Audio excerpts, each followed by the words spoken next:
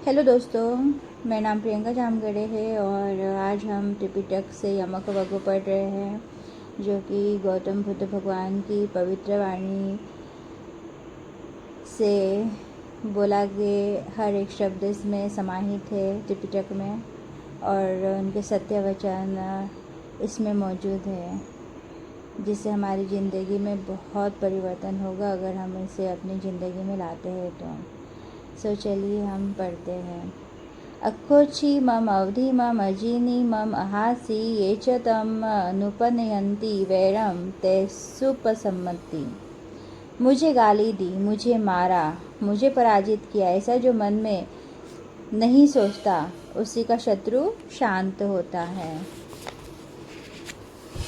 यद्यपि अपने शत्रु के प्रति अवैर की भावना तुरंत नहीं उत्पन्न हो सकती, लेकिन किसी शत्रु के द्वारा पहुंचाए गए आहत को पत्थर में खुदे अक्षर की तरह दृढ़ता से पकड़ करके नहीं रखना चाहिए।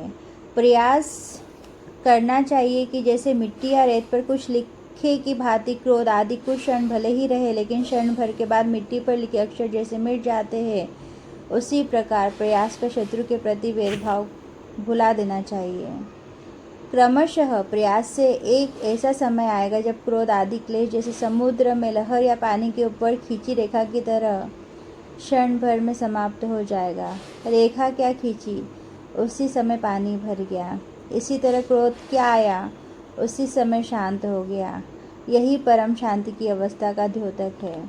संसार में रहते हुए ऐसा कथमपि संभव नहीं है कि हमारा अहित न होगा। यह संसार का स्वभाव है। यहाँ दुख है, समस्याएं है। जैसे आप आँख खोले और सामने की वस्तु को न देखें, ऐसा हो नहीं सकता। उसी प्रकार संसार में जीते जी यह संभव नहीं कि आप बिना समस्या के रह सके एवं निंदा आदि के बिना जी सके। अतः यह प्रयास होना चाहिए कि किसी के द्वारा किए गए निंदा आदि के प्रतिशोध की भावनाओं को अपने अंदर कम से कम समय टिकने दें। यदि कोई हमारा हित कर देता है तो क्रोध किए बगैर यह देखना चाहिए कि क्या उसका समाधान या उपचार हो सकता है। यदि संभव है तो, अगर संभव हो तो उसे बनाने संवारने में अपनी बुद्धि को लगाना चाहिए। यदि उसका निदान संभव न हो तो व्यर्थ में क्यों दुखी या कुपित होकर रहे। उदाहरण के लिए, यदि किसी मित्र ने आपकी बहुमूल्य चीज को खो दी हो, उस पर गुस्सा करने की अपेक्षा उसे कैसे खोज निकाला जाए, इस पर विचार करना चाहिए, न कि क्रोध कर और अधिक अपनी हानि करनी चाहिए।